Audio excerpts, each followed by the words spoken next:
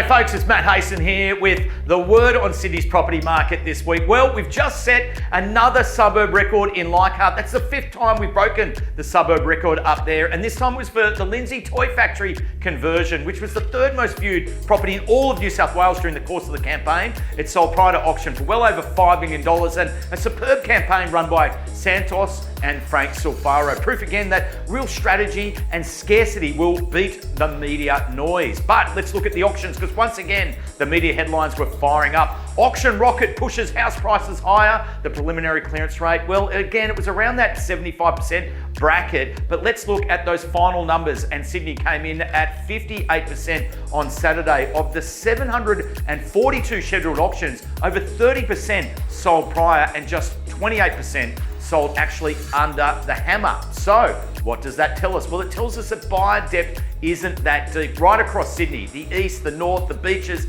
and the inner west. I've been talking to all of those agents and we're hearing the very same story. There's usually 1 or 2 really serious buyers in the seller's strike zone. Now, you miss that pool by even 5% and it can be crickets. This is still a data-driven and a price-sensitive market. So on our CH Mood Meter this week, we're still rating it a 6.5 to 7 out of 10. It's active, but it can also be an unforgiving market. Now, let's also look at the rates, because they are setting the mood, and the latest RBA minutes show that they were really mulling over more rate cuts. Now, commentators like Tarek Brooker here say cuts should be raining down. But the RBA, what do we know? They are conservative, probably scarred by past forecasting failures and the backlash that followed. There was some hope for a September rate cut, but July inflation just ticked up. Petrol apparently the culprit, so that's on ice. Still, the rate cut cycle is in motion, and that underpins improving buyer sentiment. Relief is coming, perhaps just not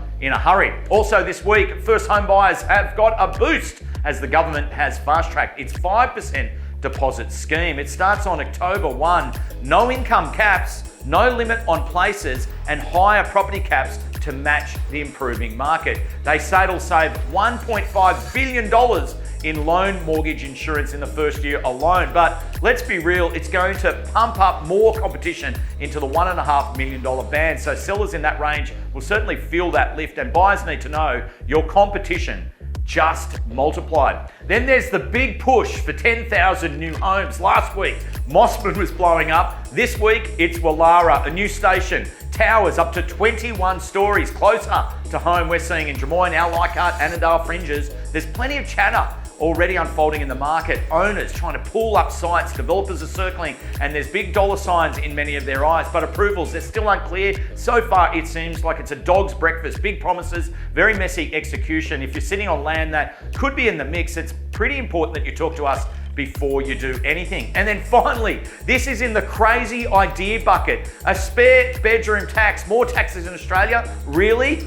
I do think we do more than enough in that space already, but imagine this, a shiny new government department roaming the suburbs, checking who's sleeping where. Seriously, how is this stuff even getting airtime? It's an absolute distraction. It won't free up a single home. The only thing that really does matter is building more supply, fixing bottlenecks, and delivering homes that actually get built. So I want to finish on a good point this week, and let's finish with property, because first at 31 Canterbury Grove in Dulwich Hill, this reimagined 1930s Art Deco icon, heritage curves, hotel level elegance, a Volcus marble kitchen, mosaic tile pool, and a village convenience right on your doorstep. That's coming to market. Also over in Balmain, 3 Wallace Street, a newly revived Victorian Italianate manor, restored with integrity, rebuilt with precision, wide proportions, north-facing courtyard, architectural grace at every turn. Both homes set a new benchmark in finish, in style, in livability,